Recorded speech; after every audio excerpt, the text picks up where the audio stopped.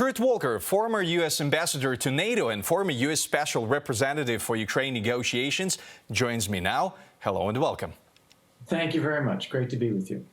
So, Putin stated that Russia is studying the weapons that the West provides to Ukraine and assured that this will only prolong the war.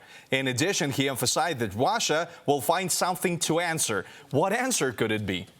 It's a great question because I think Russia's already throwing everything into this war that it can.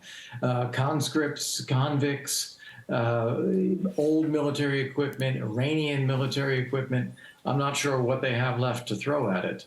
And as far as the rhetoric goes from Russia, of course they're going to say things like that. They're trying to convince the West that we should have doubts, that we shouldn't do things. But the reality is that we should be giving everything that we can to Ukraine to help win this war as quickly as possible. Thank you.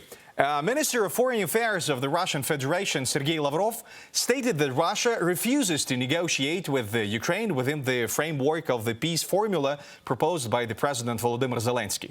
He even resorted to intimidation, saying that hand over the territories to Russia or the army will decide everything. So, how long Russia's war against Ukraine will last? Well, there are so many things that are a little bit amusing about Lavrov's statement. The first is suggesting that the Russian army can solve things. The Russian army is on the ropes. They're really having a very hard time.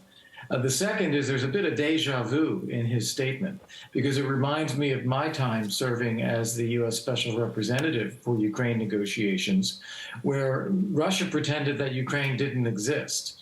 And they pretended that they could only negotiate with the West or the United States, and that Ukraine is not a party to any talks, has no legitimacy or no agency. And that's sort of what they're saying again here with that Lavrov statement. They want to negotiate not with Ukraine, whose country they're attacking, but to negotiate with others. And that's simply not going to happen.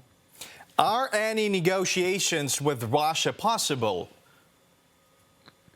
Eventually, perhaps. I'd say right now, I don't see it. I think that the conditions Ukraine has set for negotiations are very reasonable. They have to be a basis of future security. There has to be a basis of energy and food security. There has to be a full withdrawal of Russian forces, accountability for war crimes. All of those sorts of things are reasonable expectations from Ukraine. Russia has no intention of agreeing to any of those things now. So in the near term, I think the war has to continue and Russian forces have to be defeated. And then as we see that, I think that will increase the pressure on Russia, perhaps for some real negotiations. But at this stage, it's not possible. At this stage, how Russia could react to the Patriot system? I don't think they really can. As I said, I think they're putting all of the forces and all of the equipment into the field that they are able to right now.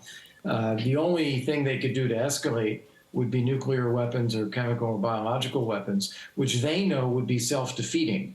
They know it would harm their own forces, it would make the territory they're trying to conquer uninhabitable, and it would draw a direct and immediate response from other countries. So they are not going to be doing that, it seems. And otherwise, with conventional means, they're not really able to do much more. Moreover, I don't understand what objection anyone could have to Patriot missiles being provided to Ukraine. They're a defensive system aimed at helping protect the civilian population and civilian infrastructure. And by objecting, Russia's almost claiming that it has a right to attack Ukraine, which of course is something everyone by any legal means, any international law, or any sense of justice would object to. Thank you. And let's talk a bit about the President Putin. Are there any tools existing nowadays to bring Putin to justice and force him to end this brutal war? Well, yes and no. The existing legal mechanisms in international law are not going to be sufficient for bringing Putin and the Russian regime to justice and holding them accountable for war crimes. Because of Russia's veto at the United Nations, it's going to be difficult to set up a new UN tribunal. The ICC is an organization to which the Russians are not a party, neither is the United States. The International Court of Justice is not appropriate for this. So there needs to be some kind of special tribunal established. And it has to be done without Russia, because Russia is actually the perpetrator here. So this is treading new ground in international law, much more similar to what had to be done with the Nuremberg trials in order to create a new framework.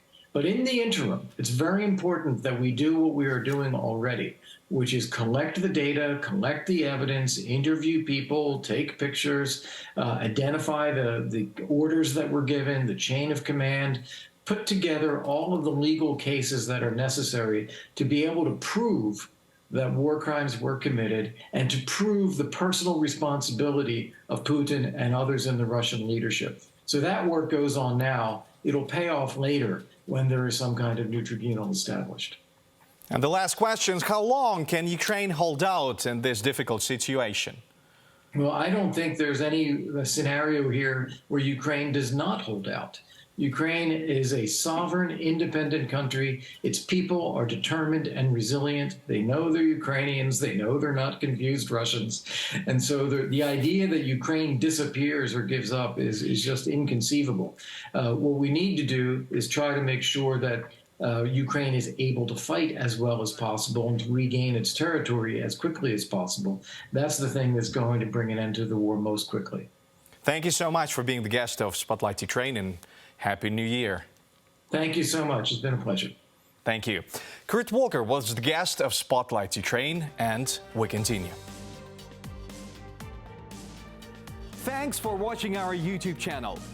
Latest news, trends, and analytics on all about Ukraine. Like, share, and subscribe. Any questions, proposals, and comments, contact us via email.